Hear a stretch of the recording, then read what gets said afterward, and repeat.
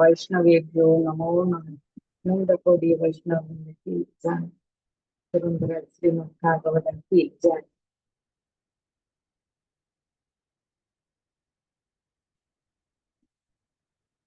हरे कृष्णा। जय राधा माधव बिहारी, जय राधा माधव जय बिहारी, जय गोपी जन वल्लभा गिरिवरधारी, जय गोपी जन वल्लभा गिरिवरधारी। यशोदानंदन व्रज जनरंजना, यशोदानंदन व्रज जनरंजना, यमुना तीरा वनचारी, यमुना तीरा वनचारी, जय राधा माधवा कुंज बिहारी, जय राधा माधवा कुंज बिहारी। जय श्री कृष्ण चैतन्य प्रभो नित्यानंद, श्री अद्वैत गदाधर श्रीवासादि गौर भक्त वृंदा। जय श्री कृष्ण चैतन्य प्रभो नित्यानंद, श्री अद्वैत गदाधर श्रीवासादि गौर भक्त वृंदा। हरे कृष्णा कृष्ण कृष्ण हरे हरे, हरे राम राम राम हरे हरे। हरे कृष्णा कृष्ण कृष्ण हरे हरे, हरे राम राम राम हरे हरे। हरे कृष्णा कृष्ण कृष्ण हरे हरे, हरे राम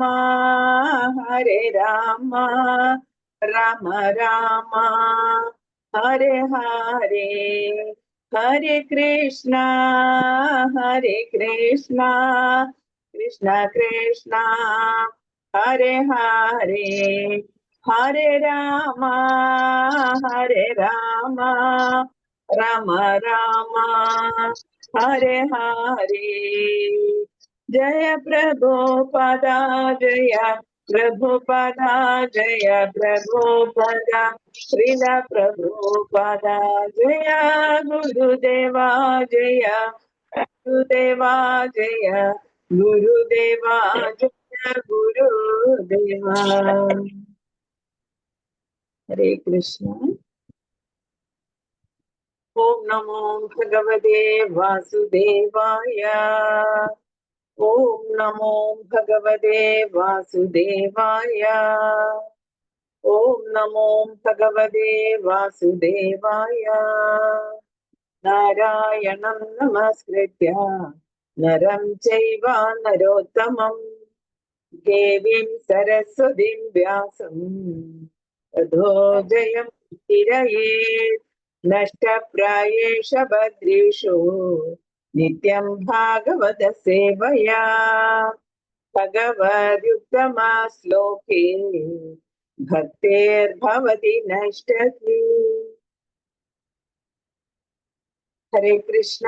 श्रीमद् ഭാഗവതം ഒന്നാം സ്കന്ധം 8-ാം അധ്യായം 51-ാമത്തെ ശ്ലോകത്തിലാണ് നമ്മളിപ്പോ നിൽക്കുന്നത്. 51-ാമത്തെ ശ്ലോകം. ഹരേ കൃഷ്ണ. ശ്രീനാമദ്ഭഗബന്ധൂനാം ദ്രോഹോ യോസാവി ഹോതിതഃ കർമ്മഭിർഗ്രഹമേദീയൈർനാഹം കൽപോ വിമോഹിതം സ്ത്രീണാമധദബന്ധൂനാം ദ്രോഹോ യോസാവി ഹോതിതഃ കർമ്മഭിർഗ്രഹമേദീയൈർനാഹം കൽപോ വിമോഹിതം സ്ത്രീണാമധദബന്ധൂനാം ദ്രോഹോ യോസാവി ഹോതിതഃ കർമ്മഭിർഗ്രഹമേദീയൈർനാഹം കൽപോ വിമോഹിതം. Word by word meaning. സ്ത്രീണാം സ്ത്രീ ജനങ്ങളുടെ, മദ് ഞാൻ മുഖേന,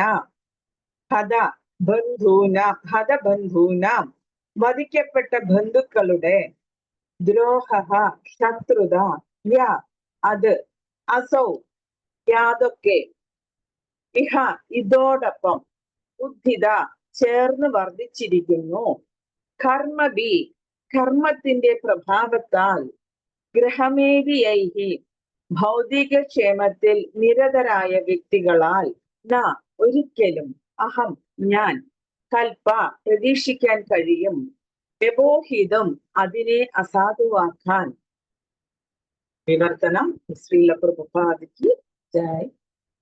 സ്ത്രീ ജനങ്ങളുടെ നിരവധി ബന്ധുക്കളെ ഞാൻ വധിച്ചിട്ടുണ്ട്. ഭൗതിക പ്രവർത്തനങ്ങളാൽ അസാധുവാക്കാൻ സാധ്യമല്ലാത്ത വിധം അത്രത്തോളം ശത്രുതയ്ക്ക് ഞാൻ ഹേതുവായി. അപ്പൊ ഇവിടെ നമ്മളിപ്പോ എവിടെയാ നിൽക്കുന്നത്? ഇപ്പൊ ഈ അധ്യായം കുന്തി ദേവിയുടെ പ്രാർത്ഥനകളാണ് അല്ലെ. ഇപ്പൊ ഈ അധ്യായത്തിൽ നിങ്ങൾ കുന്തി മാതയുടെ പ്രാർത്ഥനകളെല്ലാം കേട്ടു കഴിഞ്ഞു. അതിനു മുമ്പ് കുരുക്ഷേത്ര യുദ്ധമെല്ലാം കഴിഞ്ഞ് യുധിഷ്ഠിരന് തന്റെ സിംഹാസനമെല്ലാം തിരിച്ച് കിട്ടിയതിനു ശേഷം ഭഗവാൻ തന്റെ ഡ്യൂട്ടികളെല്ലാം കഴിഞ്ഞു എന്ന് പറഞ്ഞ് തിരിച്ച് ദ്വാരകയിലേക്ക് പോവാൻ തുടങ്ങുന്ന സമയത്ത് എല്ലാവരും ഭയങ്കരമായിട്ട് വിഷമത്തിലായി. പാണ്ഡവരും എല്ലാവരും, ഹസ്തിനപുരത്തിലുള്ള എല്ലാവരും. കാരണം ഭഗവാൻ ഇത്രയും കാലം നമ്മളുടെ കൂടെ ഉണ്ടായിരുന്നു. അത് കഴിഞ്ഞിട്ട് തിരിച്ച് ഭഗവാൻ ദ്വാരകയിലേക്ക് പോകുമ്പോൾ ഇനി ഭഗവാൻ നമ്മുടെ കൂടെ അടുത്തില്ലല്ലോ എന്നുള്ള ആ ദുഃഖത്തില് എല്ലാവരും ഭയങ്കരമായിട്ട് വിഷമിച്ചു. ആ സമയത്താണ് അശ്വത്ഥാമ ഉത്തരയുടെ ഗർഭത്തിൽ ഇരിക്കുന്ന ഗർഭസ്ഥ ശിശുവിനെ നശിപ്പിക്കാനായിട്ട് ബ്രഹ്മാസ്ത്രം അയക്കുന്നതും ഉത്തരയുടെ വളരെ ഹൃദയത്തിൽ തട്ടുന്ന ഒരു പ്രയർ ഒക്കെ നമ്മൾ കേട്ടു കഴിഞ്ഞു അല്ലെ.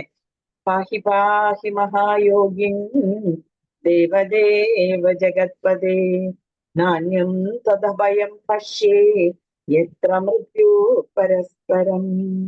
അപ്പോ ഉത്തര ഭഗവാന്റെ കാൽക്കല് പിടിച്ചിട്ട് പറയുകയാണ്, പാഹി പാഹി മഹായോഗിൻ ദേവദേവ ജഗത്പദേ, അതായത് അല്ലയോ ദേവാദിദേവ പ്രപഞ്ച നായക, എന്റെ ഉദരത്തിലിരിക്കുന്ന എന്റെ കുഞ്ഞിനെ എന്നെ രക്ഷിക്കണേ എന്ന് പറഞ്ഞുകൊണ്ട് ഉത്തരയുടെ എന്താ പറയാ ഹൃദയം തുറന്നുള്ള ഒരു പ്രാർത്ഥനയുണ്ട്. അപ്പൊ ശരിക്കും ഭക്തരെ അപ്പൊ ഇത് കേട്ട് കഴിഞ്ഞു കഴിഞ്ഞപ്പോൾ എന്താ പറയാ ഭഗവാന് ഈ കംപ്ലീറ്റ്, അതായത് പൂർണ്ണ സമർപ്പിത ആത്മാക്കളായിട്ടുള്ള ഭക്തന്മാരെ ഭഗവാൻ ഒരിക്കലും കൈവിടില്ല എന്നുള്ളതിന്റെ ഒരു ഇതാണ് ഈ നമ്മൾ ഇപ്പോഴാ കണ്ടുകൊണ്ടിരിക്കുന്നത്. അപ്പൊ ഇവിടെ ഭഗവാൻ എന്ത് ചെയ്തു? ഈ പാണ്ഡവരെല്ലാം തങ്ങളുടെ ആയുധങ്ങളെല്ലാം എടുത്ത് അതിനെ ബ്രഹ്മാസ്ത്രത്തെ തടുക്കാനായിട്ട് ശ്രമിച്ചെങ്കിലും ഭഗവാൻ എന്താ ചെയ്തത്? അങ്കുഷ്ടമാത്ര ഇതില് ആ ഉത്തരയുടെ ഗർഭത്തിനകത്ത് ചെന്ന് ഉത്തരയുടെ ഗർഭസ്ഥ ശിശുവിനെ സംരക്ഷിക്കുകയാണ് ഉണ്ടായത്. അപ്പൊ ആ മാതൃഗർഭത്തില് ശരീരത്തിന്റെ പ്രാരംഭ ഘട്ടത്തിൽ തന്നെ പരീക്ഷിത്ത് മഹാരാജാവ് ഭഗവാനാൽ സംരക്ഷിക്കപ്പെട്ടു. അപ്പൊ അവിടെ വെച്ച് പരീക്ഷിത്ത് മഹാരാജാവ് ഭഗവാനെ ദർശിക്കുകയും അത് കഴിഞ്ഞ് വെളിയിൽ വന്നു കഴിഞ്ഞു കഴിഞ്ഞപ്പോൾ ഞാൻ ഗർഭത്തിനകത്തിരുന്ന് ദർശിച്ചിട്ടുള്ള ആ രൂപത്തെയാണ് അദ്ദേഹം അന്വേഷിച്ചുകൊണ്ടിരിക്കുന്നത്. അപ്പൊ അവിടെ വെച്ച് തന്നെ ആ ഗർഭത്തിനകത്ത് വെച്ച് തന്നെ അദ്ദേഹം ഭഗവാനിൽ മനസ്സ് ഏകാഗ്രമാക്കി വെച്ചിരിക്കുകയായിരുന്നു അദ്ദേഹം. അപ്പൊ അതെല്ലാം കഴിഞ്ഞ് അങ്ങനെ ഉത്തരേനെയൊക്കെ സംരക്ഷിച്ച് എല്ലാം ഇതാക്കി കഴിഞ്ഞപ്പോഴാണ് കുന്തി മാത ഇതാ പുറകെ വരുന്നു. ഹേ കൃഷ്ണ, ഭഗവാനെ ഒരുപാട് ഗ്ലോറിഫൈ ചെയ്യുന്നുണ്ട് കുന്തി മാത. അപ്പൊ അങ്ങനെ ഗ്ലോറിഫൈ ചെയ്തിട്ട് പറയുന്നുണ്ട്, കൃഷ്ണ ഞങ്ങൾക്ക് ഒരുപാട് ദുഃഖങ്ങൾ അല്ലെ. ഇപ്പൊ നമ്മൾ വിചാരിക്കും, നമ്മള് ഭഗവാനെ ആശ്രയിക്കുന്ന സമയത്ത് നമ്മൾ ചിന്തിക്കുന്നത് എന്താ? എനിക്ക് ഇനി ദുഃഖം ഒന്നും ഉണ്ടാവില്ല, സുഖം മാത്രമായിരിക്കും. അങ്ങനെയാണോ? അല്ല, നമ്മള് ഭഗവാനെ ഇതാക്കുന്നതും എല്ലാം നമുക്ക് സുഖമോ ദുഃഖം, അതായത് ശരിയായിട്ടുള്ള ഒരു ഭക്തിമാർഗത്തിൽ സഞ്ചരിക്കുന്ന ഒരു വ്യക്തിക്ക് സുഖവും ദുഃഖവും എല്ലാം ഈക്വൽ ആണ്. ഒരിക്കലും ദുഃഖത്തിൽ ഒരുപാട് ദുഃഖിക്കില്ല, സുഖത്തിൽ ഒരുപാട് സന്തോഷിക്കുകയില്ല. കാരണം അവർക്ക് എവിടെയാണെങ്കിലും, ഒരു നരകത്തിലാണെങ്കിലും ഭഗവാന്റെ സേവനത്തിൽ ഏർപ്പെടാൻ സാധിച്ചാൽ അതാണ് അവരുടെ ഏറ്റവും വലിയ സന്തോഷം എന്ന് പറയുന്നത്. മനസ്സിലായോ? അപ്പൊ ഇവിടെ കുന്തി മാത പറയുന്നുണ്ട്, ഹേ കൃഷ്ണ ഞങ്ങളുടെ ഒരുപാട് കുന്തി മാത ഭഗവാന്റെ അമ്മായിയാണ് അല്ലെ, അച്ഛന്റെ സിസ്റ്ററാണ്. എന്നിട്ടും അവർക്ക് ഒരുപാട് ദുഃഖങ്ങൾ അനുഭവിക്കേണ്ടി വന്നു. അപ്പൊ ഈ ദുഃഖങ്ങളിലെല്ലാം ആര് കൂടെ ഉണ്ടായിരുന്നു? ഭഗവാൻ കൂടെ ഉണ്ടായിരുന്നു. ഇവര് ഭഗവാനെ കംപ്ലീറ്റ് സമർപ്പണം ചെയ്തിട്ടുള്ള സമർപ്പിത ആത്മാക്കളാണ് പാണ്ഡവരെല്ലാവരും. അപ്പൊ ഈ എല്ലാ ദുഃഖത്തിലും ഞങ്ങളുടെ കൂടെ അങ്ങ് ഞങ്ങളുടെ ഒപ്പം ഉണ്ടായിരുന്നു. ഇപ്പൊ ഞങ്ങൾക്ക് എല്ലാ സൗഭാഗ്യങ്ങളും കൈവന്നു കഴിഞ്ഞപ്പോൾ അങ്ങ് ഞങ്ങളിൽ നിന്ന് അകന്നു പോവുകയാണോ എന്ന് പറഞ്ഞുകൊണ്ട് കുന്തിമാത പ്രാർത്ഥിക്കുകയാണ്. അങ്ങനെ അങ്ങ് പോവുകയാണെന്നുണ്ടെങ്കിൽ ഒരു കാര്യം ചെയ്യൂ, ഞങ്ങൾക്ക് സർവ്വസമയവും ഞങ്ങൾക്ക് ദുഃഖം മാത്രം നൽകൂ, ഞങ്ങളുടെ കൂടെ അങ്ങ് എന്നും ഉണ്ടാവുമല്ലോ എന്ന് പറഞ്ഞിട്ട് കുന്തിമാത വളരെ ഹൃദയസ്പർശിയായിട്ട് ഭഗവാനെ പ്രാർത്ഥിക്കുന്നുണ്ട്.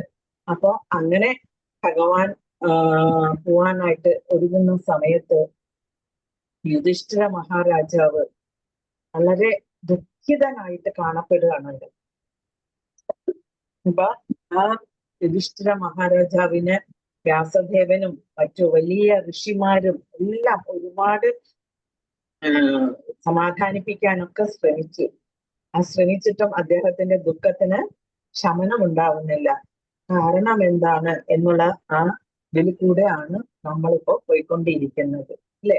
ഇപ്പോ ശ്രീമദ് ഭാഗവതം നമ്മള് ഇപ്പൊ ഭഗവത്ഗീതയില് നമുക്ക് ഒരു 5 കാര്യങ്ങളാണ് നമുക്ക് പറഞ്ഞ് മനസ്സിലാക്കി തന്നിരിക്കുന്നത് അല്ലെ. ഈശ്വര, ജീവ, പ്രകൃതി, കാലം, കർമ്മ. ഈ 5 കാര്യങ്ങളെ കുറിച്ച് ഭഗവത്ഗീതയിൽ പഠിപ്പിച്ചു മനസ്സിലാക്കി തന്നു ഭഗവാൻ. അത് കഴിഞ്ഞ് ശ്രീമദ് ഭാഗവതത്തിലേക്ക് കടക്കുമ്പോൾ അതില് നമുക്ക് 10 വിഷയങ്ങളുണ്ട്. എങ്കിലും 3 പ്രധാനപ്പെട്ട ഇതിൽ കൂടെയാണ് നമ്മൾ പോകുന്നത്. എന്തൊക്കെയാണ്? അതായത് സംബന്ധ, അഭിധേയ, പ്രയോജന. യെസ്, സംബന്ധ, അഭിധേയ ആൻഡ് പ്രയോജനം. അത് കഴിഞ്ഞ് അതായത് നമ്മള് ഭഗവാനുമായിട്ട് നമുക്ക് എങ്ങനെ കണക്റ്റഡ് ആവണം, പിന്നെ നമ്മള് ഭഗവാനുമായിട്ട് ബന്ധപ്പെടുന്നതും ഭഗവാനിലേക്ക് നമ്മൾ ചെയ്യുന്ന പ്രോസസ്സുകളും, അത് കഴിഞ്ഞ് നമുക്ക് കിട്ടുന്ന പ്രയോജനങ്ങളെ കുറിച്ചൊക്കെ നമുക്ക് ശ്രീമദ് ഭാഗവതത്തിലൂടെ മനസ്സിലാക്കി തരുന്നു. അത് കഴിഞ്ഞ് നമ്മൾ ശ്രീമദ് കുറച്ചുകൂടി അടുത്ത സ്റ്റെപ്പായിട്ടുള്ള ശ്രീ ചൈതന്യ ചരിതാമൃതത്തിലേക്ക് നമ്മൾ കടക്കുമ്പോൾ അതിൽ നിന്ന് നമുക്ക് 3 വിഷയങ്ങൾ നമുക്ക് മനസ്സിലാക്കാനുണ്ട്. എന്തൊക്കെയാ 3 വിഷയങ്ങൾ നമുക്ക്? അതായത് മഹാപ്രഭു നമുക്ക് പറഞ്ഞു തരുന്നുണ്ട് ജീവധേയ അല്ലെ, പിന്നെ നമുക്ക് നാമരുചി, പിന്നെ വൈഷ്ണവ സേവ, ഇതെല്ലാം നമുക്ക് പറഞ്ഞ് മനസ്സിലാക്കി തരുന്നുണ്ട്. അപ്പൊ നമ്മള് ഭഗവത്ഗീത, ശ്രീമദ് ഭാഗവതം, ചൈതന്യ ചരിതാമൃതം, ഈവൻ ഭഗവത്ഗീത ഉപദേശിച്ച് കൊടുത്തിട്ട് തന്നെ ഭഗവാൻ അർജുനനോട് പറയുന്നുണ്ട്, ജ്ഞാതവ്യം അവശിഷ്യത, ഇനി ഒന്നും അവശേഷിക്കുന്നില്ല അർജുന, ഞാൻ എല്ലാം എനിക്ക് പറഞ്ഞു തന്നു കഴിഞ്ഞു എന്നുള്ളത്. അപ്പൊ ആ ശ്രീമദ് രണ്ടാമത്തെ ഒന്ന് പറഞ്ഞേ മാതാജി. രണ്ടാമത്തെ ജീവദയ, നാമരുചി ആൻഡ് വൈഷ്ണവ സേവ. അപ്പൊ നമ്മള് ഇപ്പൊ ജീവദയ എന്ന് പറഞ്ഞു കഴിഞ്ഞാൽ എന്താണ്? അതായത് ആ എല്ലാ ജീവജാലങ്ങളോടും നമുക്ക് ദയ ഉണ്ടായിരിക്കും. മറ്റുള്ള ജീവാത്മാക്കളോടും നമുക്ക് ദയ ഉണ്ടാവണം. അതെങ്ങനെയാ ദയ കാണിക്കുന്നത്? ആ മറ്റുള്ള ജീവാത്മാക്കളെയും ഈ ഭൗതിക ലോകത്ത് കിടന്ന് കഷ്ടപ്പെടാൻ അനുവദിക്കാതെ അവരെയും നമ്മൾ ഉദ്ധരിച്ചു കൊണ്ടുവരണം എന്നാണ് ശ്രീ ചൈതന്യ മഹാപ്രഭു നമ്മളോട് പറയുന്നത്. അല്ലെ? അപ്പൊ എല്ലാവർക്കും നമ്മൾ, അതുകൊണ്ട് മഹാപ്രഭു നമ്മളോട് പറഞ്ഞിരിക്കുന്നത് ഈ ആരേഖ താരേഖ കൃഷ്ണ ഉപദേശ എന്നുള്ള ആരെ കാണുന്നു, ആരേക്കും നമ്മുടെ മുമ്പിൽ വന്നുപെടുന്നു, അവരെയൊക്കെ എല്ലാവർക്കും നമ്മള് കൃഷ്ണ കഥ ഉപദേശിക്കാൻ, ഭഗവാന്റെ നാമം ജപിക്കാനായിട്ട് നമ്മൾ പറഞ്ഞു കൊടുക്കണം എന്നുള്ളതാണ് മഹാപ്രഭു നമ്മളോട് ഉപദേശിക്കുന്നത്. അല്ലെ? അതുപോലെ നാമരുചി, നമുക്ക് ആ നാമരുചി നമുക്ക് വരണം എന്നുണ്ടെങ്കിൽ എന്തായിരിക്കണം? നമ്മള് പെർഫെക്റ്റ് ആയിരിക്കണം, നമ്മൾ പവിത്രമായിരിക്കണം. ആ ടേസ്റ്റ് നമുക്ക് കിട്ടണം എന്നുണ്ടെങ്കിൽ അപ്പൊ നമ്മള് മറ്റുള്ള ചിന്തകളോട് കൂടിയിട്ട് നമ്മൾ നാമം ജപിക്കുവാണെങ്കിലോ അല്ലെങ്കിൽ ഭക്തിയുത സേവനം നമ്മൾ ചെയ്യുവാണെങ്കിലോ നമുക്ക് ആ നാമരുചി നമുക്ക് കിട്ടില്ല. അപ്പൊ നമുക്ക് ഇപ്പൊ എങ്ങനെയാണ് നമ്മുടെ അവസ്ഥ? നമുക്ക് ഒരു പ്രിസ്ക്രൈബ്ഡ് നമ്പേഴ്സ് തന്നിട്ടുണ്ട്, 16 മാല ജപിക്കണം എന്നുള്ളത്. ഒരു വിധത്തിൽ നമ്മൾ എങ്ങനെയെങ്കിലും നാമം ജപിച്ച് ആ 16 മാല കഴിയുമ്പോൾ നമുക്ക് എന്തോ ഒരു ഭാരം തീർന്ന ഒരു അവസ്ഥയാണ്, ഒരു ഫീലിംഗ് ആണ് നമുക്ക് വരുന്നത്. അല്ലെ? അങ്ങനെ ആവാൻ പാടില്ല. നമ്മള് നിരന്തരം കണ്ടിന്യൂസ്ലി പ്രഭുപാദ് എന്താ പറഞ്ഞിരിക്കുന്നത്? അതായത് എപ്പോ നമുക്ക് സമയം കിട്ടുന്നുവോ ആ സമയം ഉടനെ നമുക്ക് നമ്മൾ നാമം ജപിക്കാനായിട്ട് തുടങ്ങണം എന്നുള്ളതാണ് പറഞ്ഞിരിക്കുന്നത്. അപ്പൊ നമ്മള് ആ നിരന്തരമായിട്ട് ഈവൻ നമ്മൾ ഈ ഒരു മിനിമം നമ്മൾ ആ 16 മാല നമ്മൾ ജപിക്കുമ്പോ തന്നെ നമുക്ക് സദാസമയം നമ്മുടെ മൈൻഡില് ആ നാമത്തിന്റെ വൈബ്രേഷനുകൾ ഉണ്ടാവും. അല്ലെ? അപ്പൊ നമ്മള് നിരന്തരമായിട്ട് 16 നമ്മൾ നിർത്താൻ പാടില്ല. എപ്പോഴൊക്കെ നമുക്ക് സമയം കിട്ടുന്നുവോ അപ്പോഴെല്ലാം നമ്മൾ നാമം ജപിക്കുവാണെങ്കിൽ ആ നാമത്തിന്റെ ടേസ്റ്റ് നമുക്ക് മനസ്സിലാവും, ആ നാമരുചി നമുക്ക് മനസ്സിലാവും. അല്ലേ? അപ്പൊ ആ നാമരുചിയൊക്കെ നമുക്ക് മനസ്സിലാവണം എന്നുണ്ടെങ്കിൽ ജീവദയ നമുക്കുണ്ടാവണം. നമ്മള് വൈഷ്ണവ സേവയും നമ്മൾ ചെയ്തിരിക്കണം. അപ്പൊ ആ പിന്നെ നമ്മള് നമ്മുടെ പ്യൂരിഫിക്കേഷന് വേണ്ടിയിട്ടാണ് നമ്മൾ ആ വൈഷ്ണവ സേവയിൽ നമ്മൾ ഏർപ്പെടുന്നത്. അല്ലെ? അപ്പൊ നമ്മള് അങ്ങനെ ഇതെല്ലാം ചെയ്യുമ്പോഴാണ് നമ്മള് നമ്മുടെ മനസ്സിന്റെ ആ കളങ്കങ്ങളും ആ മാലിന്യങ്ങളും ഒക്കെ മാറി നമ്മള് ആ പരിശുദ്ധമായിട്ടുള്ള ഒരു അവസ്ഥയിലേക്ക് നമുക്ക് എത്താനായിട്ട് നമുക്ക് സാധിക്കും. അപ്പൊ അപ്പോഴാണ് നമ്മള് ബ്രഹ്മഭൂത പ്രസന്നാത്മ ന ശോചതി ന കാഞ്ചതി. അപ്പൊ നമുക്ക് ഒരു ന ശോചതി ന കാഞ്ചതി, നമുക്ക് ദുഃഖങ്ങളോ ആഗ്രഹങ്ങളോ ഒന്നുമില്ലാത്ത ഒരു അവസ്ഥയിലേക്ക് നമ്മൾ എത്തും. അപ്പോഴാണ് നമുക്ക് ഈ കറക്റ്റ് ശരിയായിട്ടുള്ള രുചി ആസ്വദിക്കാനായിട്ട് നമുക്ക് സാധിക്കുന്നത്. അതിനു വേണ്ടിയുള്ള പ്രോസസ്സാണ് ഇങ്ങനെയുള്ള നമുക്ക് പറഞ്ഞു തന്നിട്ടുള്ള ശ്രവണം, കീർത്തനം, വിഷ്ണു സ്മരണം, പാദസേവനം, അർച്ചനം, വന്ദനം, ദാസ്യം, സഖ്യം, ആത്മനിവേദനം. ഇങ്ങനെയുള്ള നവവിധ ഭക്തി, ഈ 9 ഡിവോഷൻസ് പ്രോസസ് ഒക്കെ നമുക്ക് പറഞ്ഞു തന്നിരിക്കുന്നത് അതിനു വേണ്ടിയിട്ടാണ്. അല്ലെ? ഈ നാമരുചി നമുക്ക് കിട്ടാനും നമുക്ക് നമ്മുടെ മനസ്സിലെ കളങ്കങ്ങളെല്ലാം മാറി നമ്മൾ ആ ശുദ്ധ സത്വത്തിൽ, നമുക്ക് ആ ശുദ്ധമായിട്ടുള്ള അവസ്ഥയിലേക്ക് നമുക്ക് എത്താനായിട്ട് നമുക്ക് സാധിക്കും. അല്ലെ? അപ്പൊ ഇവിടെ അർജുനനും എന്താ പറയാ പാണ്ഡവര് എല്ലാവരും അവരെല്ലാം പരമ ഭക്തരാണ്. എങ്കിലും അവര് എന്തുകൊണ്ടാണ് അർജുനൻ ഇങ്ങനെ ഭഗവത്ഗീതയിൽ നമ്മൾ കാണുന്നുണ്ട്. അല്ലെ? അർജുനൻ ഈ മറ്റുള്ളവരെയൊക്കെ കൊല്ലുന്നത് എന്തിനു വേണ്ടിയിട്ടാണ്? ഞാൻ യുദ്ധം ചെയ്യൂല, ഞാൻ പാപങ്ങൾ ഇതാക്കുകയല്ലേ ചെയ്യുന്നത് എന്നുള്ളതിനെ കുറിച്ചിട്ടൊക്കെ അർജുനൻ ഒരുപാട് സംശയങ്ങള് ശ്രീമദ് ഭഗവത്ഗീതയിൽ ചോദിക്കുന്നത് നമ്മൾ കണ്ടിട്ടുണ്ട്. അപ്പൊ അതിന് ശരിക്കും അതിന് ക്ലിയർ ആയിട്ടുള്ള ഒരു മറുപടി ഭഗവാൻ മറ്റുള്ള ഒരുപാട് ശ്ലോകങ്ങളിലൂടെ മറുപടി കൊടുക്കുന്നുണ്ട്. അല്ലെ? അതേപോലെ ഇവിടെ പരീക്ഷിത്ത് മഹാരാജാവ് അദ്ദേഹത്തിന് മനസ്സിലാക്കാൻ വേണ്ടിയിട്ട് അദ്ദേഹം കുറെ ഒരു ഈ ഋഷിമാരും ഇവരെല്ലാം കുറെ ക്വസ്റ്റ്യൻസുകൾ ചോദിക്കുന്നുണ്ട്. അതിന്റെ മറുപടി ആയിട്ടാണ് ശ്രീമദ് ഭാഗവതത്തില് ശുകദേവ ബ്രഹ്മർഷി നമുക്ക് മറുപടി പറഞ്ഞു തരുന്നത്.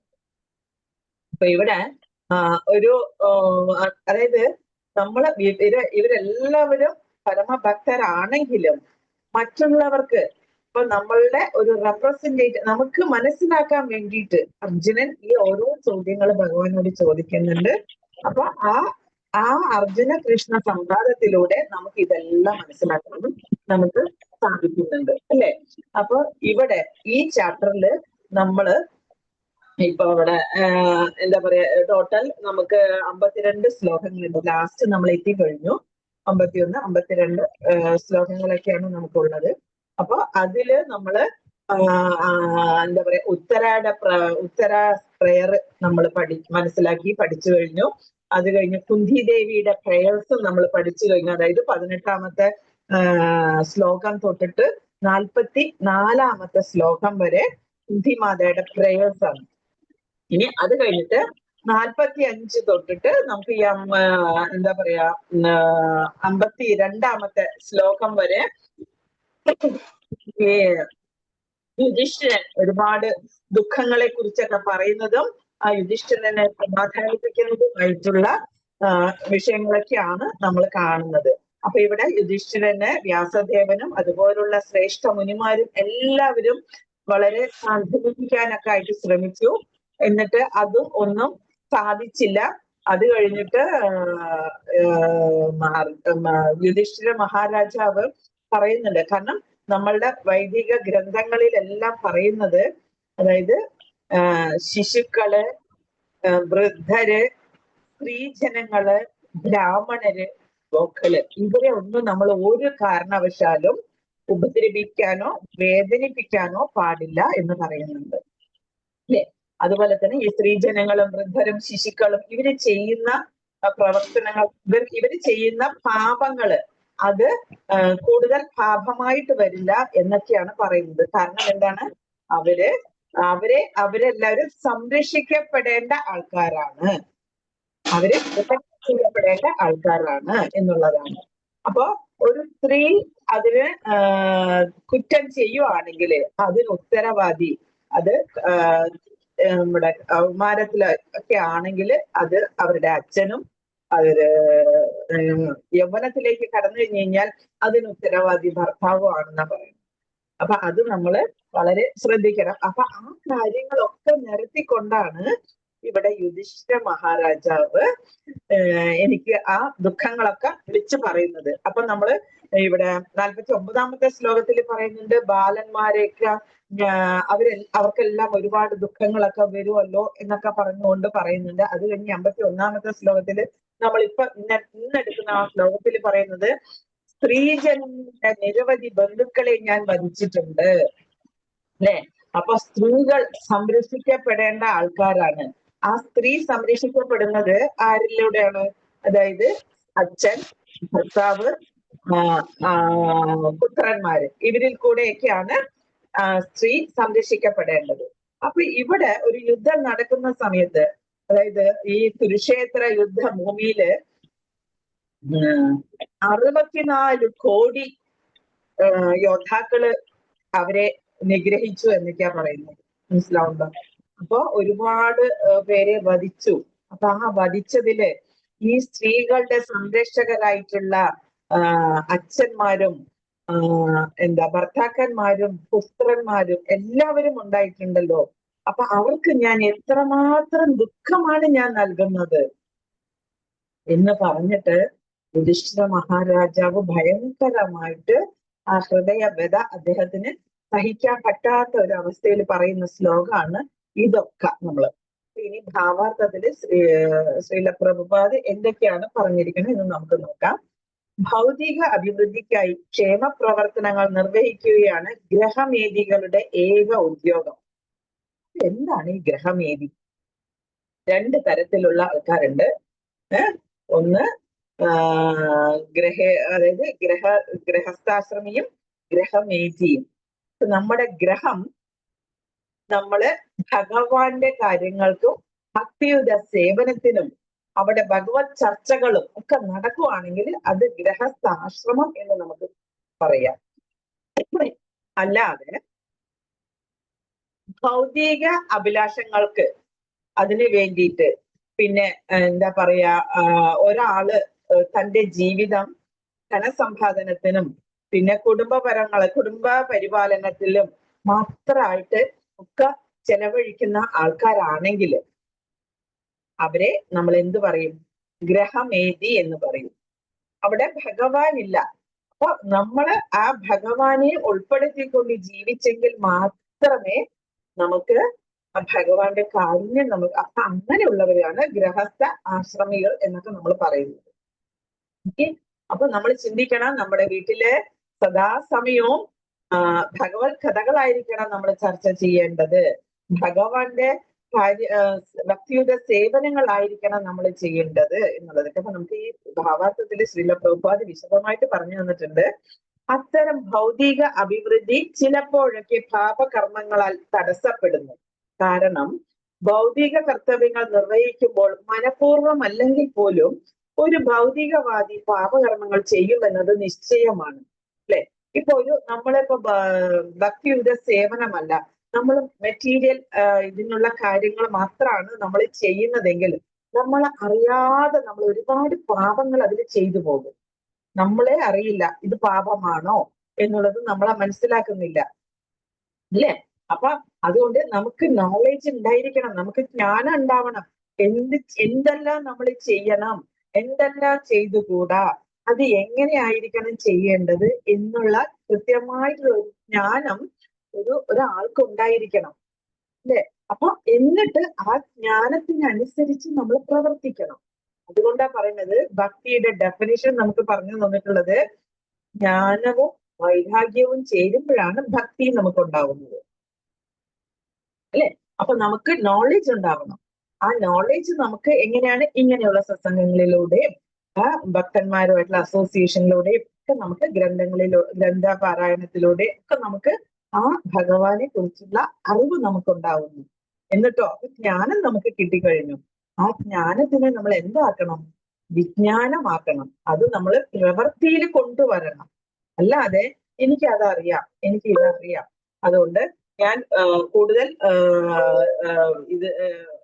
കൂടുതലൊന്നും ഞാൻ മനസ്സിലാക്കുന്നില്ല, ഞാൻ പ്രവർത്തിക്കുന്നില്ല എന്ന് പറഞ്ഞു കഴിഞ്ഞാൽ നമുക്ക് ഈ കിട്ടിയിട്ടുള്ള ജ്ഞാനം കൊണ്ട് ഒരു ഗുണവും നമുക്കില്ല.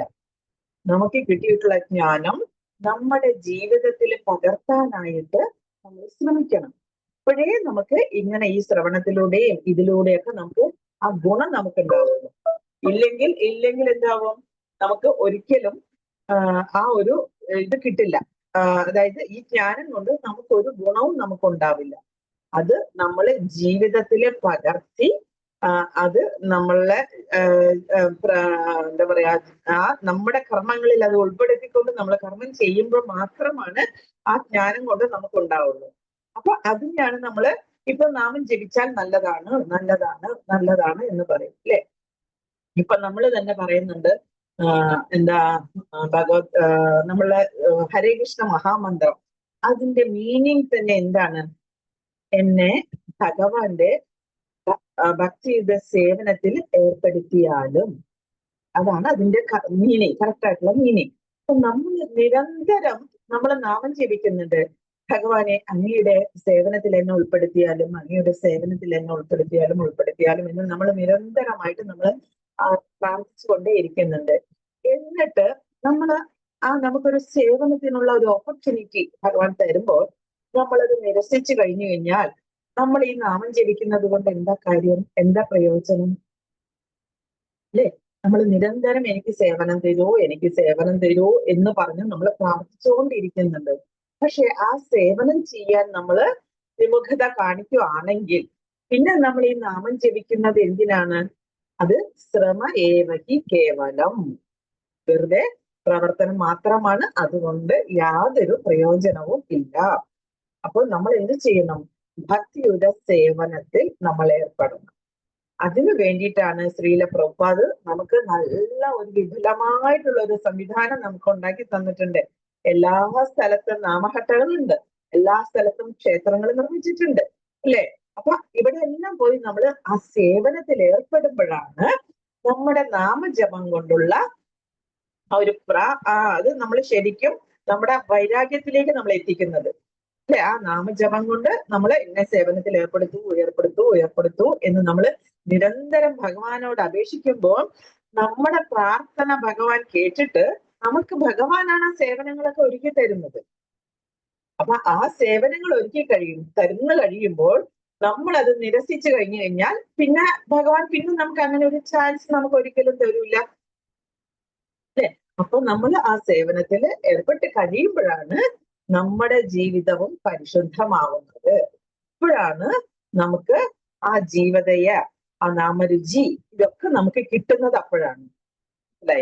അപ്പൊ ആ സേവനത്തിൽ നമ്മൾ ഏർപ്പെടാൻ വേണ്ടിയിട്ടാണ് നമുക്ക് ഇങ്ങനെയുള്ള സത്സംഗങ്ങളെല്ലാം നമ്മൾ രൂപീകരിച്ചിരിക്കുന്നതും അതിലൂടെ ജ്ഞാനം നേടി ആ വൈരാഗ്യത്തിലേക്ക് നമ്മൾ എത്തണം.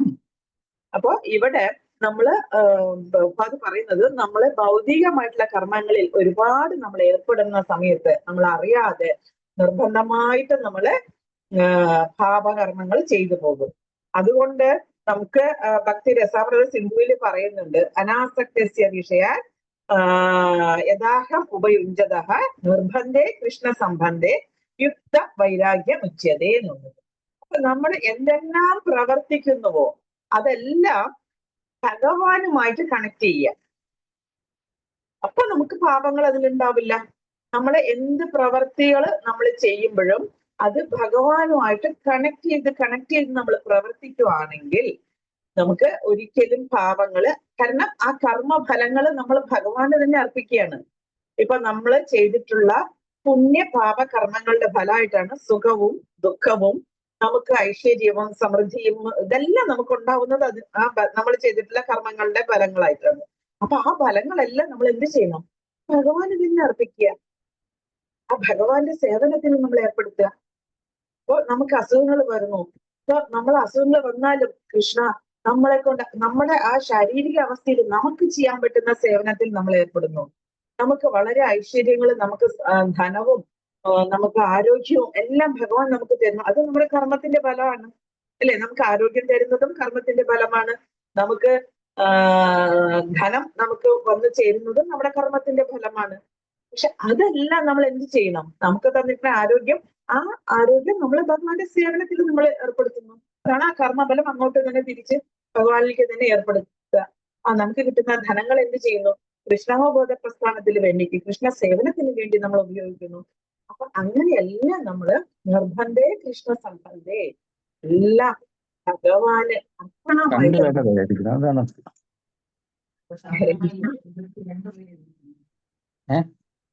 അങ്ങനെ നമ്മള് എല്ലാം ഭഗവാനുമായിട്ട് ചൈതന്യദാസ് ആൻഡ് ശീലതള വാസിനി ദേവിദാസി.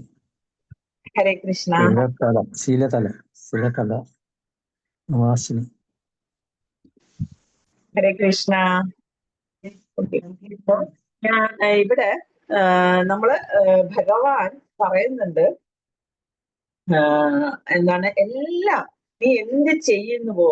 ഇപ്പൊ ഭഗവത്ഗീതയിൽ പറയുന്നില്ലേ, കരോഷി യദശ്നാസി യജ്ജുകോഷി തദാസി യത്തവസ്യസി കൗന്ദേയ തത് പുരുഷം അതർപ്പണം. നീ എന്ത് ഭക്ഷിക്കുന്നുവോ, എന്ത് ദാനം ചെയ്യുന്നുവോ, എന്ത് തപശ്ചര്യകൾ അനുഷ്ഠിക്കുന്നുവോ എല്ലാം എനിക്ക് അർപ്പണമായി ചെയ്യ് അർജുന എന്ന് അർജുനനോട് പറയുക. അത് അർജുനന് ഇതെല്ലാം അറിയാവുന്ന കാര്യമാണ്. അത് നമുക്ക് വേണ്ടി അർജുനനിലൂടെ നമുക്ക് ഭഗവാൻ പറഞ്ഞു മനസ്സിലാക്കി തരാണ്.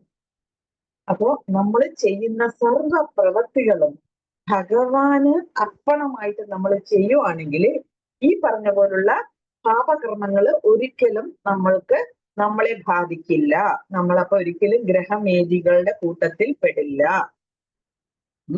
അപ്പോ ഇവിടെ പറയുന്നുണ്ട്, അത്തരം പാപകർമ്മങ്ങളുടെ പ്രത്യാഘാതങ്ങളിൽ നിന്നുള്ള മോചനത്തിനായി വേദങ്ങളിൽ നിരവധി തരത്തിലുള്ള യജ്ഞങ്ങൾ നിർദ്ദേശിച്ചിരിക്കുന്നു. അശ്വമേധ യജ്ഞം നടത്തുക വഴി ബ്രഹ്മഹത്യ പാപത്തിൽ നിന്ന് പോലും മോചനം ലഭിക്കുമെന്ന് വേദങ്ങളിൽ പരാമർശിച്ചിരിക്കുന്നു. ഇവിടെ കുരുക്ഷേത്ര യുദ്ധം കഴിഞ്ഞു കഴിഞ്ഞപ്പോൾ ഭഗവാൻ തന്നെ യുധിഷ്ഠിര മഹാരാജാവിനെ കൊണ്ട് 3 അശ്വമേധ യജ്ഞങ്ങൾ ചെയ്യിപ്പിച്ചു കഴിഞ്ഞു. എന്നിട്ടും ഈ യുധിഷ്ഠിര മഹാരാജാവ് ഇതെല്ലാം ചെയ്ത് എല്ലാ പ്രവർത്തനങ്ങളും ഒക്കെ ചെയ്ത് കഴിഞ്ഞിട്ട് യുധിഷ്ഠിര മഹാരാജാവിന് ആ ദുഃഖം മാറുന്നില്ല. ഞാൻ ഈ സ്ത്രീജനങ്ങളെ എല്ലാം ദുഃഖിപ്പിച്ചല്ലോ എന്നുള്ളത്. ഇപ്പൊ നമ്മൾ അറിയാതെ നമ്മൾ ഒരുപാട് പാപകർമ്മങ്ങളൊക്കെ ചെയ്യുന്നുണ്ട് അല്ലേ. അപ്പൊ ഇതിന് നമ്മൾ എന്ത് തരത്തിലുള്ള യജ്ഞങ്ങളാണ് നമ്മൾ ചെയ്യേണ്ടത്? ഈ കലിയുഗത്തില് നമ്മൾ ചെയ്യേണ്ടതായിട്ടുള്ള യജ്ഞം എന്താണ്? അതും നമുക്ക് ഭഗവത്ഗീതയിലൂടെ പറഞ്ഞു തന്നിട്ടുണ്ട്. യജ്ഞാനാം ജപയജ്ഞോസ്മി. അല്ലെ? അപ്പോ ആ ജപയജ്ഞമാണ് നമുക്ക് കലിയുഗത്തില് നമുക്ക് മോക്ഷപ്രാപ്തിക്കുള്ള ഒരേ ഒരു മാർഗം. അല്ലെ? ഹലേ ദോഷേ നിധേ രാജൻ അസ്തി ഏകോ മഹാൻ ഗുണഃ കീർത്തനാത് ഏവ കൃഷ്ണസ്യ മുക്തസംഗം പരം വ്രജേത്. കലിയുഗം ദോഷങ്ങൾ നിറഞ്ഞതാണ്. പക്ഷേ ഒരേ ഒരു നല്ല ഗുണമുണ്ട്. എന്താണ്? കീർത്തനാത് ഏവ കൃഷ്ണസ്യ മുക്തസംഗം പരം വ്രജേത്. ആ ഭഗവാന്റെ തിരുനാമം ജപിക്കുക വഴി നമുക്ക് ഈ കലിയുടെ കൽമഷത്തിൽ നിന്ന് മോചനം നേടാനായിട്ട് നമുക്ക് സാധിക്കും എന്നാ പറയുന്നത്. അല്ലെ? നമുക്ക് അതിന് എന്തെങ്കിലും പൈസ വല്ല ചെലവ് നമുക്കുണ്ടോ? നമുക്കൊന്നുമില്ല. നമുക്ക് ആ കിട്ടുന്ന സമയം നമ്മൾ ആ മൊബൈല് നോക്കിയിരിക്കാൻ. ഇപ്പൊ നമ്മൾ ഓരോരുത്തരോടൊക്കെ നമ്മൾ പറയും നാമം ജപിക്കൂ, അല്ലെങ്കിൽ ക്ലാസ്സിന് വരൂ, സത്സംഗത്തിൽ വരൂ, ഇങ്ങനെ ഇപ്പൊ നമ്മൾ പറയേണ്ടത് നമുക്ക് ഇത്ര മണി തൊട്ട് ഇത്ര മണി വരെ ക്ലാസ് ഉണ്ട്, നിങ്ങൾ ആ ക്ലാസ്സിൽ ഒന്ന് കയറോ എന്നൊക്കെ നമ്മൾ പറയുമ്പോഴും ഓരോരുത്തർ പറയുന്ന എക്സ്ക്യൂസുകൾ എന്താ? എനിക്ക് സമയമില്ല, ഒട്ടും നേരമില്ല, എനിക്ക് ഒരുപാട് മറ്റേറെ കാര്യങ്ങളുണ്ട്, എപ്പോഴും ഇതിന് ചെലവഴിക്കാനായിട്ട് നേരമില്ല എന്നുള്ളത്. അല്ലെ? ഇപ്പൊ നമ്മൾ ഒരാളുടെ ഒരു ഫോൺ വന്നാൽ തന്നെ നമ്മൾ 1 മണിക്കൂർ ചിലപ്പോൾ നമ്മൾ സംസാരിച്ചിരുന്നു പോകും. ഒരാളെ വഴിയിലൊന്ന് കണ്ടു കഴിഞ്ഞാൽ തന്നെ നമ്മൾ ചിലപ്പോൾ 1/2 മണിക്കൂർ 3/4 മണിക്കൂർ നമ്മൾ അവരുമായിട്ട് സംസാരിച്ചിരുന്നു. അല്ലെ? ഇതൊക്കെ അങ്ങനെയൊക്കെ നിൽക്കുമ്പോഴാണ് നമ്മള് നമ്മുടെ വിലപ്പെട്ട സമയം നമ്മള് നഷ്ടപ്പെടുത്തുന്നത്. നമ്മൾ ഒരിക്കലും നമുക്ക് നമ്മുടെ ആ ഒരു സെക്കൻഡ് നമുക്ക് നഷ്ടപ്പെട്ടത് കഴിഞ്ഞു കഴിഞ്ഞാൽ നമ്മൾ എത്ര പൈസ നമുക്കുണ്ടെങ്കിലും എത്രയൊക്കെ വലിയ പദവിയിൽ നമ്മൾ ഇരിക്കുവാണെങ്കിലും ആ സമയം നമുക്ക് തിരിച്ചെടുക്കാൻ സാധിക്കുമോ? ഇല്ല. അപ്പോ നമുക്ക് ഇപ്പൊ തന്നിട്ടുള്ള ഒരു സമയം നല്ല ബുദ്ധിമാനായിട്ടുള്ള ഒരു വ്യക്തി എങ്ങനെ പ്രയോജനപ്പെടുത്തണം എന്ന് ബുദ്ധിമാനായിട്ടുള്ള ഒരു വ്യക്തി നന്നായിട്ട് മനസ്സിലാക്കണം.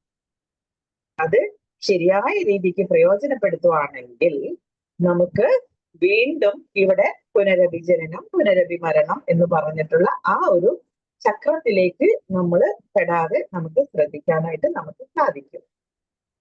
ഓക്കെ. അപ്പോ ഇവിടെ ഗ്രഹമേധികളുടെ കാര്യം പറഞ്ഞു. ഇനി അടുത്തത് പറയുന്നത്, മഹാരാജാവ് യുധിഷ്ഠിരൻ അശ്വമേധ യജ്ഞം അനുഷ്ഠിച്ചുവെങ്കിലും അത്തരം യജ്ഞാനുഷ്ഠാനങ്ങളാൽ പോലും നിരപരാധികളായ സ്ത്രീജനങ്ങളുടെ ബന്ധുമിത്രാദികളെ വധിക്കുക വഴി താൻ പ്രവർത്തിച്ച മഹാപാപങ്ങളിൽ നിന്ന് മോചനം ലഭിക്കുക സാധ്യമല്ലെന്ന് അദ്ദേഹം ചിന്തിക്കുന്നു.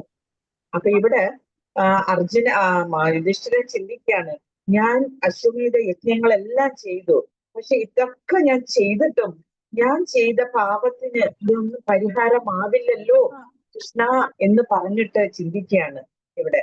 അല്ലെ? അപ്പോൾ ആ യുധിഷ്ഠിര മഹാരാജാവിന് അതായത് അതാണ് ഒരു യഥാർത്ഥ രാജാവിന്റെ ചിന്താഗതി എന്ന് പറയുന്നത്. കാരണം ഒരു യഥാർത്ഥ രാജാവ് ആ രാജ്യത്തിലെ പ്രജകളുടെ സംരക്ഷകനാണ്. അവരെ ഒരിക്കലും ദുഃഖത്തിലേക്ക് വിട്ടാക്കാൻ ഒരു രാജാവിന്റെ മനസ്സ് അനുവദിക്കില്ല. ശരിയായിട്ടുള്ള ഒരു ധർമ്മിഷ്ഠനായിട്ടുള്ള ഒരു ഒരിക്കൽ പോലും തന്റെ പ്രജകള് ദുഃഖിക്കുന്നത് കാണാൻ ആഗ്രഹിക്കില്ല. പരിശുദ്ധ മഹാരാജാവും അതുപോലെ തന്നെ ആയിരുന്നു. അല്ലെ? അപ്പോ ഇവിടെ യുധിഷ്ഠിരൻ അത് പറയുകയാണ്. യുദ്ധത്തിൽ ഒരു സ്ത്രീയുടെ ഭർത്താവോ സഹോദരനോ പിതാവോ പുത്രന്മാരോ ആരെങ്കിലും പോരാടുവാൻ പോകുന്നു. അവർ കൊല്ലപ്പെടുമ്പോൾ ഒരു പുതിയ ശത്രുത സൃഷ്ടിക്കപ്പെടുന്നു. അല്ലെ? ഇപ്പൊ ഒരു അച്ഛനോ ഭർത്താവോ പുത്രനോ ആരെങ്കിലും ഒക്കെ ആയിട്ടും യുദ്ധത്തിന് പോകുന്നത്. അപ്പൊ അവര് കൊല്ലപ്പെട്ട് കഴിഞ്ഞു കഴിഞ്ഞാൽ അവരെ ആശ്രയിച്ചിരിക്കുന്ന സ്ത്രീജനങ്ങൾക്ക് അവര് അനാഥകളാവില്ലേ? അല്ലെ? അപ്പോ സ്ത്രീ സംരക്ഷണം നമ്മുടെ രാജ്യത്തിന്റെ പവിത്രതയ്ക്ക് അത്യന്താപേക്ഷിതമാണ് എന്നാണ് പറയുന്നത്. സ്ത്രീകളെ സംരക്ഷിക്കാത്ത സ്ഥലം, അതൊരു ഗ്രഹമായാലും ഒരു സമൂഹമായാലും ഒരു രാജ്യമായാലും അത് ഒരിക്കലും അഭിവൃദ്ധി പ്രാപിക്കില്ല എന്നാണ് നമ്മുടെ വേദഗ്രന്ഥങ്ങൾ നമ്മൾ പറയുന്നത്. ഒരു വീട്ടിലെ ഒരു സ്ത്രീ ചീത്തയായി കഴിഞ്ഞു കഴിഞ്ഞാൽ ആ വീട്, ആ ഗ്രഹം തന്നെ നശിച്ചു പോകും എന്നാ പറയുന്നത്. അപ്പൊ അങ്ങനെ ഒരു പ്രതിപ്രവർത്തന ശൃംഖല വർദ്ധിക്കുന്നു. അനേകായിരം അശ്വമേധ യജ്ഞങ്ങളാൽ പോലും അതിനെ നിർവീര്യമാക്കാൻ കഴിയില്ല. ഇതെല്ലാം യുധിഷ്ഠിര മഹാരാജാവിന്റെ ചിന്തകളാണ്. കർമ്മത്തിന്റെ മാർഗം അപ്രകാരമാകുന്നു. അത് ഒരേ സമയം ഒരു പ്രവൃത്തിയും മറ്റൊരു പ്രത്യാഘാതവും സൃഷ്ടിക്കുന്നു. അപ്രകാരം നിർവാഹകനെ ഭൗതിക ബന്ധനങ്ങളെ ബന്ധിച്ചുകൊണ്ട് ഭൗതിക പ്രവർത്തനങ്ങളുടെ ശൃംഖലയെ വർദ്ധിപ്പിക്കുന്നു. പരമപുരുഷനായ ഭഗവാന്റെ താല്പര്യാർത്ഥം പ്രവർത്തിക്കുമ്പോൾ മാത്രമേ കർമ്മമാർഗത്തിന്റെ പ്രതിപ്രവർത്തനങ്ങളെ നിരോധിക്കാൻ സാധ്യമാകുകയുള്ളൂ എന്ന് ഭഗവത്ഗീത 9:27-28 പരിഹാര മാർഗം നിർദ്ദേശിച്ചിരിക്കുന്നു. അപ്പൊ ഇതിനുള്ള പരിഹാര മാർഗം 9:27 എന്ന് പറയുന്നത് യത്കരോഷി യദശ്നാസി യജ്ജുഹോഷി തദാസി യത്തപസ്യസി കൗന്ദേയ തത്പുരുഷമധർപ്പണം എന്നുള്ളത്. അതായത് നമ്മൾ എങ്ങനെ ഈ ശൃംഖലയിൽ നിന്ന് എങ്ങനെ നമ്മൾ രക്ഷപ്പെടും, അതിനുള്ള മാർഗമാണ് ഇവിടെ പറഞ്ഞു തന്നിരിക്കുന്നത്. അങ്ങനെ ഈ കർമ്മത്തിന്റെ ശൃംഖലയിൽ നിന്ന്, കാരണം നമ്മൾ ഈവൻ ചിന്തിക്കുന്ന അതിന് പോലും നമുക്ക് അതിന്റെ കർമ്മഫലം നമുക്ക് അനുഭവിക്കേണ്ടി വരും. അപ്പൊ നല്ല ചിന്തകള് നമുക്ക് നല്ല ചിന്തകൾ വരുമ്പോഴാണ് നമുക്ക് നല്ല പ്രവൃത്തികൾ, ആ ചിന്തയിൽ നിന്നാണല്ലോ പ്രവൃത്തികൾ ഉരുത്തിരിയുന്നത്. അപ്പൊ നല്ല ചിന്തകൾ നമുക്ക് ഉണ്ടാവണം, നല്ല പ്രവർത്തനങ്ങൾ നമുക്ക് ഉണ്ടാവണം, നല്ല കർമ്മങ്ങൾ നമ്മളിൽ നിന്ന് വരണം. അപ്പൊ അത് വരാനായിട്ടും നമ്മുടെ കംപ്ലീറ്റ്, ഞാൻ നേരത്തെ പറഞ്ഞ പോലെ നമ്മുടെ കർമ്മഫലങ്ങൾ മുഴുവനും ഭഗവാൻ അർപ്പിക്കാനും അതിനുള്ള ഒരു മാർഗമാണ് നമുക്ക് ഭഗവത്ഗീതയിലൂടെ പറഞ്ഞു വന്നിരിക്കുന്നത്. എന്ത്? യത്കരോഷി, അതായത് എല്ലാം ഭഗവാൻ അർപ്പണമായിട്ട് നമ്മൾ ചെയ്യുക. അല്ലേ? ഭഗവാൻ പറഞ്ഞിട്ടുണ്ട് നമ്മളടുത്ത്, പത്രം പുഷ്പം ഫലം തോയം യോമേ ഭക്തിയാ പ്രയച്ഛതി തദഹം ഭക്തി ബഹൃതം അശ്നാമി പ്രിയതാത്മനഃ. അപ്പൊ നമ്മൾ ഓരോ പത്രം പുഷ്പം ഫലം തോയം, അല്ലെ, ഇത് നമ്മൾ എങ്ങനെയായിരിക്കണം ഭഗവാന് കൊടുക്കേണ്ടത്? ഒരു ചെറിയൊരു പഴോ അല്ലെങ്കിൽ ഒരു തുളസി ഇലയോ പിന്നെ ഒന്നും നമുക്ക് കിട്ടിയിട്ടില്ലെങ്കിൽ ഒരു അല്പം ജലമോ നമ്മൾ ഭഗവാന് എങ്ങനെ അർപ്പിക്കണം എന്നാ പറഞ്ഞിരിക്കണത്? തദഹം ഭക്തിയുപഹൃതം, ഭക്തിയോടുകൂടി ആര് എനിക്ക് സമർപ്പിക്കുന്നുവോ അത് ഞാൻ സ്വീകരിക്കും എന്ന് ഭഗവാൻ നമുക്ക് ഉറപ്പ് തന്നിരിക്കുകയാണ്. അല്ലെ? ആ ഭഗവാന്റെ ഭക്തന് ഒരിക്കലും നാശം സംഭവിക്കില്ല. അതും അർജുനനോട് പ്രഖ്യാപിക്കാൻ പറയുന്നത്, നമേ ഭക്ത പ്രണശ്യതി. അല്ലേ? അപ്പോ എന്റെ ഭക്തന് ഒരിക്കലും നാശം സംഭവിക്കില്ല എന്ന് അർജുന നീ ഉറക്കെ പ്രഖ്യാപിച്ചോ. ചിലപ്പോ ഞാൻ പറഞ്ഞ എന്റെ വാക്ക് ഞാൻ ചിലപ്പോ തെറ്റിക്കും. ഭഗവാൻ പറയുകയാണ്. ഭഗവാൻ പറഞ്ഞാൽ ചിലപ്പോ ഭഗവാന്റെ വാക്ക് തെറ്റിക്കും. അല്ലെ? ഭഗവാൻ കുരുക്ഷേത്ര യുദ്ധത്തില് ഞാൻ ആയുധം എടുക്കില്ല എന്ന് പറഞ്ഞു. പക്ഷേ ഭീഷ്മ പിതാമഹന്റെ ആ നന്മയ്ക്ക് വേണ്ടിയിട്ട് അദ്ദേഹം ആ വാക്ക് തെറ്റിച്ചു. അല്ലെ? ഭക്ത സംരക്ഷണത്തിന്, അർജുനനെ സംരക്ഷിക്കാൻ വേണ്ടിയിട്ട് ഭഗവാൻ ആ വാക്ക് തെറ്റിച്ചു. അപ്പോ ഭഗവാൻ പറയുന്നുണ്ട് അർജുനന്റെ അടുക്കൽ, അർജുന ഞാൻ ചിലപ്പോ എന്റെ വാക്ക് തെറ്റിക്കും, അതുകൊണ്ട് നീ ഉറക്കെ പ്രഖ്യാപിക്ക് നമേ ഭക്ത പ്രണശ്യതി, എന്റെ ഭക്തന് ഒരിക്കലും നാശം സംഭവിക്കില്ല എന്നുള്ളത്. അപ്പൊ അത് നമ്മള് ആ ഭഗവാന്റെ വാക്കുകളെ ശിരസാ വഹിച്ചുകൊണ്ട് നമ്മൾ കർമ്മങ്ങൾ ചെയ്യുമ്പോഴാണ് നമ്മുടെ മനസ്സ് പരിശുദ്ധമാവുന്നത്. ഓക്കെ? യഥാർത്ഥത്തിൽ കുരുക്ഷേത്ര യുദ്ധം നടന്നത് പരമപുരുഷനായ ശ്രീകൃഷ്ണ ഭഗവാന്റെ ഇച്ഛയ്ക്ക് അനുസൃതമായിട്ടാണെന്ന് ഭഗവാന്റെ ഭാഷാന്തരത്തിൽ നിന്നും വ്യക്തമാണ്. നമുക്ക് എല്ലാവർക്കും അറിയാം, അല്ലെ? ഭഗവാൻ പറഞ്ഞിട്ടുണ്ട്, ഭഗവാൻ അർജുനൻ യുദ്ധം ചെയ്യില്ല എന്ന് വാദിച്ചപ്പോഴും അർജുനന് ആ ശരിയായിട്ടുള്ള നോളേജ് കൊടുത്തിട്ട്, നീ ഈ ശരീരമല്ല ആത്മാവാണ്, ഇതെല്ലാം എന്റെ ഇച്ഛയ്ക്ക് അനുസരിച്ചിട്ടാണ്, അല്ലെ? അഹം സർവസ്യ പ്രഭു, എല്ലാം എന്നിൽ നിന്നാണ് വന്നിരിക്കുന്നത്. മയാധ്യക്ഷണ പ്രകൃതി സൂയതേസചരാഗി, ഈ പ്രകൃതി മുഴുവനും ചരിക്കുന്നത് എന്റെ നിയന്ത്രണത്തിലാണ്. ഇതെല്ലാം പറയുന്നുണ്ട്. ഈ കുരുക്ഷേത്ര യുദ്ധം നടക്കുന്നതും അതിലുള്ള ഈ യോദ്ധാക്കളെ എല്ലാം വധിച്ചിരിക്കുന്നതും എല്ലാം ഭഗവാന്റെ ഇച്ഛയ്ക്കനുസരിച്ചിട്ടാണ്. അപ്പൊ അതുകൊണ്ട് അതിന്റെ കർമ്മബലം അനുഭവിക്കേണ്ട കാര്യം ഇല്ല എന്ന് പറയുന്നുണ്ട്. അവിടുത്തെ ഇച്ഛപ്രകാരം മാത്രമാണ് യുധിഷ്ഠിരൻ ഹസ്തിനപുര സിംഹാസനത്തിൽ പ്രതിഷ്ഠിതനായത്. ആകയാൽ ഭഗവാന്റെ അജ്ഞാനവർത്തികൾ മാത്രമായ പാണ്ഡവരെ വാസ്തവത്തിൽ യാതൊരു വിധത്തിലുള്ള പാപവും സ്പർശിച്ചിട്ടില്ല. അപ്പോ പാണ്ഡവര് എന്ന് പറയുന്നത് ഭഗവാന്റെ ആജ്ഞാനുവർത്തികളാണ്. ഭഗവാൻ പറയുന്നത് അതേപടി അനുസരിക്കുക, അല്ലെ? ഇപ്പൊ അർജുനൻ എല്ലാം ഭഗവാന്റെ ഈ നോളേജ് മുഴുവൻ ഭഗവാൻ അർജുനന് കൊടുത്തിട്ടുള്ള ഈ അറിവുകൾ മുഴുവനും കേട്ട് കഴിഞ്ഞിട്ട് ഭഗവാൻ അർജുനൻ ലാസ്റ്റ് പറയുന്നുണ്ട് അല്ലെ, കരിഷ്യേ വചനം തവ, ഞാൻ അങ്ങയുടെ വാക്കുകളെ ശിരസാ വഹിച്ചുകൊണ്ട് ഞാൻ ഇത് അനുസരിക്കുന്നു എന്ന് പറഞ്ഞിട്ടാണ് യുദ്ധം ചെയ്തിരിക്കുന്നത്. ഒരിക്കലും ഭഗവാന്റെ വാക്കുകളെ എതിർത്ത് നിന്നിട്ടില്ല. അപ്പൊ അതുകൊണ്ട് ഈ പാണ്ഡവർക്ക് ഒരു പാപവും അവരെ സ്പർശിച്ചിട്ടില്ല. അവര് ഭഗവാന്റെ ഹിതത്തിനനുസരിച്ചിട്ടാണ് അവര് പ്രവർത്തിച്ചിട്ടുള്ളത്. എന്നാൽ സ്വകീയ താല്പര്യാർത്ഥം, സ്വന്തം താല്പര്യത്തിന് ആര് പ്രവർത്തിച്ചു? യുദ്ധം പ്രഖ്യാപിക്കുന്നവരുടെ മേൽ യുദ്ധത്തിന്റെ പൂർണ്ണ ഉത്തരവാദിത്വമുണ്ട്. അപ്പൊ സ്വന്തം ഈ യുദ്ധം ഉണ്ടാവാനുള്ള കാരണം ദുര്യോധനന്റെ പിടിവാശിയായിരുന്നു അല്ലെ. അപ്പൊ അതുകൊണ്ട് സ്വന്തം ആ താല്പര്യത്തിന് വേണ്ടി ആ യുദ്ധം ചെയ്യുമ്പോൾ അതിന്റെ പൂർണ്ണ ഉത്തരവാദിത്വം ആർക്കാണ്? ആ യുദ്ധത്തിന് കാരണക്കാരാരാണോ അവർക്കാണ് ഇതുള്ളത്. അപ്പൊ പാണ്ഡവർ പ്രവർത്തിച്ചിട്ടുള്ളത് ഭഗവാന്റെ ഇച്ഛയ്ക്കനുസരിച്ചിട്ട്, ഭഗവാന്റെ വാക്കുകൾക്കനുസരിച്ചിട്ടാണ് പാണ്ഡവര് മുഴുവൻ പ്രവർത്തനങ്ങൾ ചെയ്തിട്ടുള്ളത് കുരുക്ഷേത്ര യുദ്ധഭൂമിയില്. അതുകൊണ്ട് ഇവരെയൊക്കെ വധിച്ചത് കൊണ്ടോ, കാരണം ഇവരെയൊക്കെ ഇതാക്കിയത് കൊണ്ടോ നിങ്ങൾക്ക് യാതൊരു പാപവും വന്നിട്ടില്ല എന്ന് ഇവിടെ അർജുനന്റെ അടുക്കല് ഭഗവാൻ ഒരുപാട് യുധിഷ്ഠിരന്റെ അടുക്കല് പറഞ്ഞ് യുധിഷ്ഠിരനെ സമാധാനിപ്പിക്കുകയാണ് ഇവിടെ ചെയ്യുന്നത്. മനസ്സിലായോ?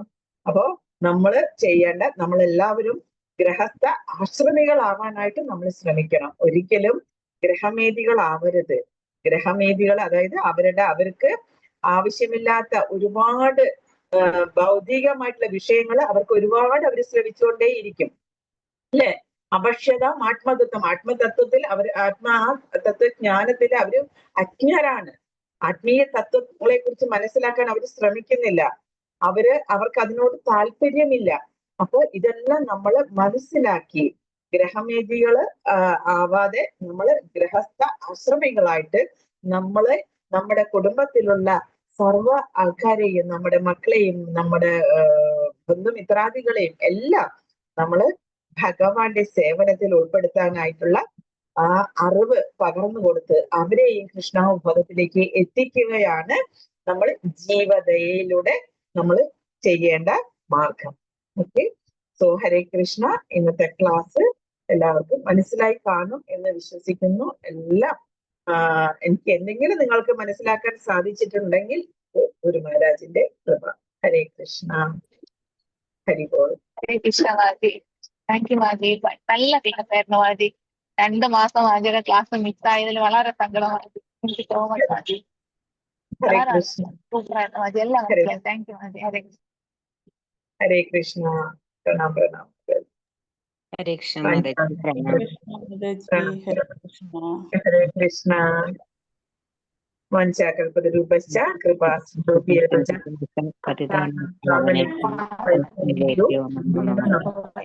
കോടി വൈഷ്ണവന്ദക്കി ജയ. ഗ്രന്ഥരാജ് ശ്രീമദ് ഭാഗവതം. കൃഷ്ണ. വളരെ മനോഹരമായ ഹരേ കൃഷ്ണ. മാസത്തെ ഒരു ക്ലാസ് എങ്കിലും വേണം പ്ലീസ്. ഹരേ കൃഷ്ണ പ്രഭു. ഹരിബോൾ. ഹരേ കൃഷ്ണ. ഹരിബോൾ. ഹരേ കൃഷ്ണ. ഹരിബോൾ. ഹരേ കൃഷ്ണ. ഹരേ കൃഷ്ണ. ഹരേ ഹരേ കൃഷ്ണ മാതാജി. ഹരേ കൃഷ്ണ. വളരെ വളരെ നല്ലതാണ്. നിത്യം ഭാഗവത സേവയ, ഇതാണ് പറയുന്നത്. നിത്യവും നമ്മള് ഭാഗവത കഥ നമ്മൾ ശ്രവിക്കുന്നതിലൂടെ നമ്മുടെ സർവ്വവിധ പാപങ്ങളും ഇല്ലാതായി തീരും. ഭാഗവതം എന്ന് പറയുന്നത് സാക്ഷാൽ ഭഗവാന്റെ ഭാഗവത ഗ്രന്ഥം നമ്മൾ എടുക്കുമ്പോ തന്നെ ഭഗവാന്റെ സാന്നിധ്യം അവിടെ ഉണ്ടാവും എന്നാ പറയുന്നത്. അപ്പോ നിത്യവും ഇങ്ങനെ ക്ലാസ് നമ്മൾ അറ്റൻഡ് ചെയ്യുന്നത് ഏറ്റവും വലിയ പുണ്യകരമായിട്ടുള്ള കാര്യമാണ്. ഹരേ കൃഷ്ണ. ഹരേ കൃഷ്ണ. ഹരിബോൾ. ഹരിബോൾ.